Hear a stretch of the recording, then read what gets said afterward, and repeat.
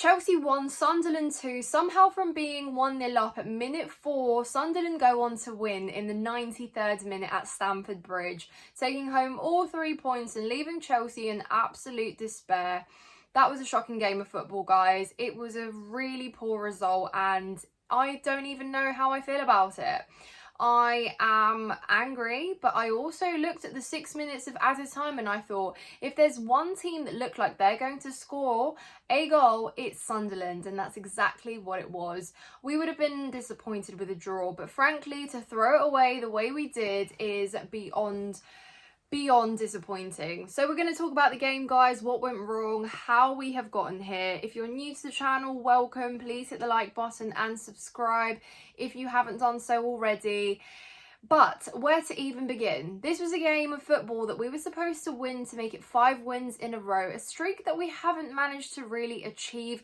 We've been so inconsistent, and I guess that continues to be the case because it seems like we're high flying and then suddenly we're brought back down to earth with a humbling result against newly promoted Sunderland, who really made us question everything we have worked on so far.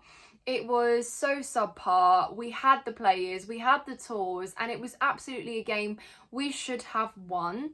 Don't think anyone predicted this result. I knew it would be tough. I knew it would be narrow because Sunderland aren't a team that you score 4-5 against easily right now, and they will make it difficult. We have struggled against low blocks. It's really been our number one weakness, and I guess it continues to be the case. But in terms of setup, we were pretty much set up as expected. Mark Gu got a start, his first in the Premier League after a really good performance from him earlier in the week. And of course, we had Josh Achimpong in the back line, someone who's been so brilliant for us and continues to be. I thought he was the best player on the pitch.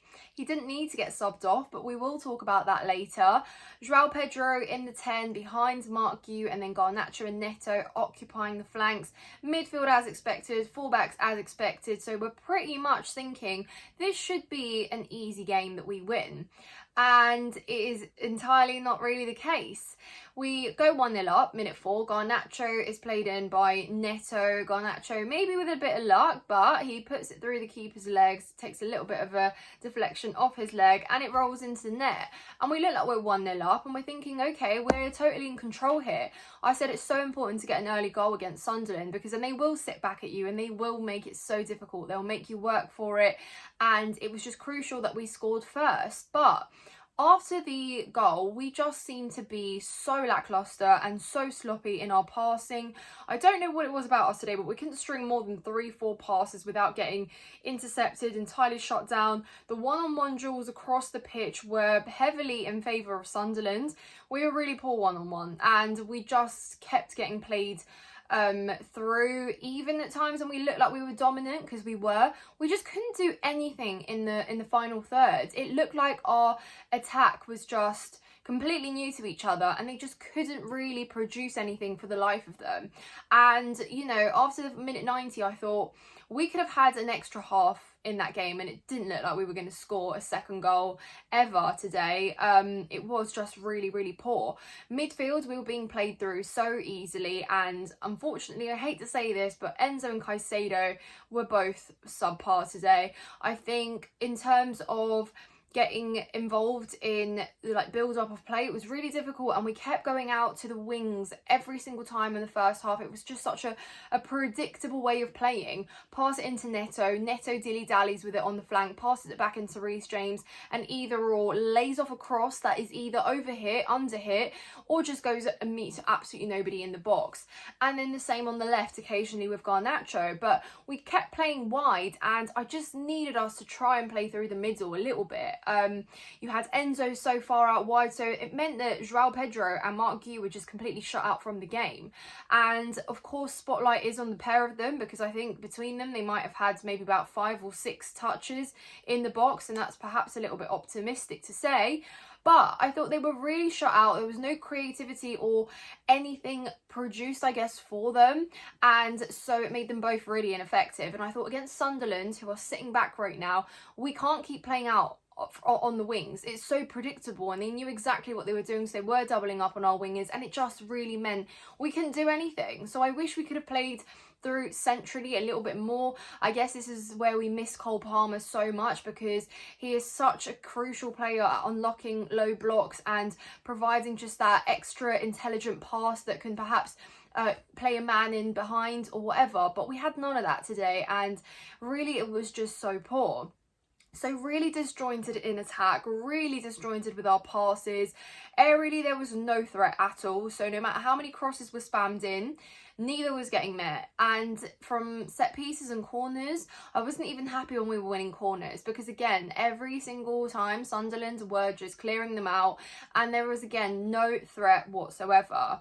We concede through a long throw. I'd argue our whole defence kind of fell asleep there. Sanchez maybe could have done better, but it just was a really poor way to concede. And then that's given Sunderland everything they have managed to wish for, basically. They didn't come to Stamford Bridge necessarily hoping or imagining they could get a win. A 1-1 draw away from home, when away form has been poor for them, would have been an absolutely welcome, even victorious result for them.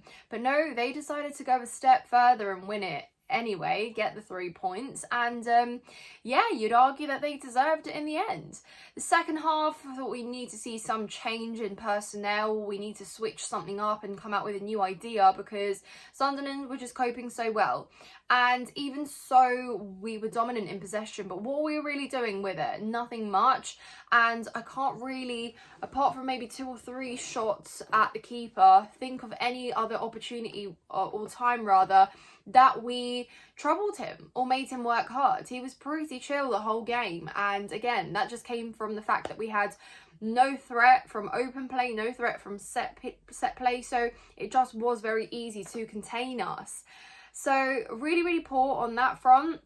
I thought defensively at times really sloppy. I thought again, Josh Achimpong, take a bow, because that was a really brilliant performance from you. And you all remember there was an opportunity that Granit Xhaka had sort of one-on-one, well, not quite one-on-one with Josh, but Josh came in and intercepted it perfectly with a slide tackle, denied Xhaka what looked like to be a goal-scoring opportunity. And the whole time, even when Sanchez was sending him out really intense passes that were just so chaotic, Josh was dealing well. He was composed, he didn't lose focus, yet he was the first defender to come off the pitch, which in my eyes was really unnecessary, and it disrupted the defensive line. Josh could have so made it through a full 90, but he wasn't given that opportunity.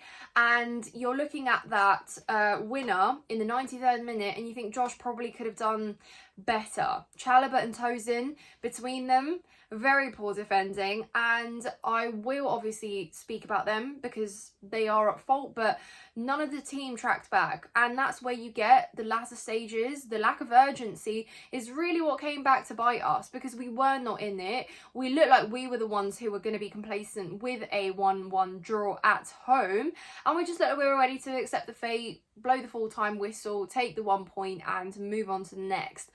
So it was really poor. There was a lack of concentration. Obviously, Trev alluded to the fact that they did lose focus at the end, and that's not good enough. In a Premier League game, 1-1, you have opportunities. We are applying the pressure, and we're looking for that second goal. You cannot fall asleep the way you do.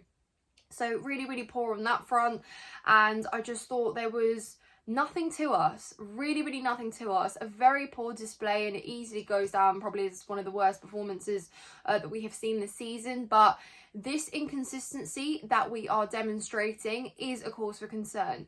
We want to be competitive in the Premier League. We wanted to be in and around with the title challenges this year, but when we drop the points we do in the fashion we do, and you know, you look at the way that we handle ourselves, it does raise eyebrows at just how competitive we can be with those at the very top. So I believe we're 8th right now, with obviously how other results have gone today. So that leaves us in a not a great position. You know, you look at the point difference between those in and around our position in the table, but really we just want to focus on ourselves and we want to put on a consistent run, but we're not doing that, and it is really, really concerning because where are we going to get our momentum from? So yeah, we're going to look back at this result, I can imagine, at some point next year, and we'll say that these are 3 points that could have been really, really crucial for us, but there was no urgency, no accuracy, and frankly there was just no spark of creativity either. Esteval came on, obviously a substitution that we were also eager for and we really, really excited and intrigued, but Esteval was getting doubled up on, and he also wasn't receiving any support from his teammates, because anytime he had the ball out on the flank, nobody was making a run into the box, nobody was really trying to be in the right position, and it just kept missing a player in blue every single time.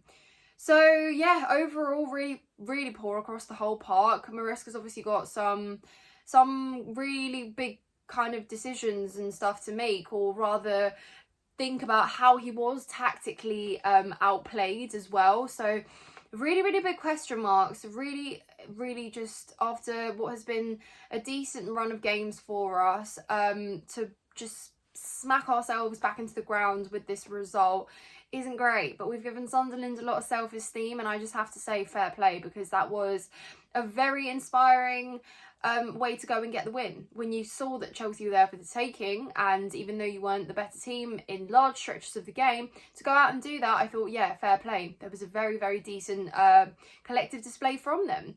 So where do Chelsea go from here is the question I have to ask you guys. Let me know your thoughts on the game. Who played well, who didn't? What do you think is the biggest letdown of today? And what is the biggest thing we need to improve on? There's probably quite a list of those things at the moment. But yeah, let me know. Anyways, guys, if you got this far, thank you so much for watching. Please hit the like button and leave your comments down below. Subscribe to the channel if you're not subscribed already, and I will see you later on. Thank you so much.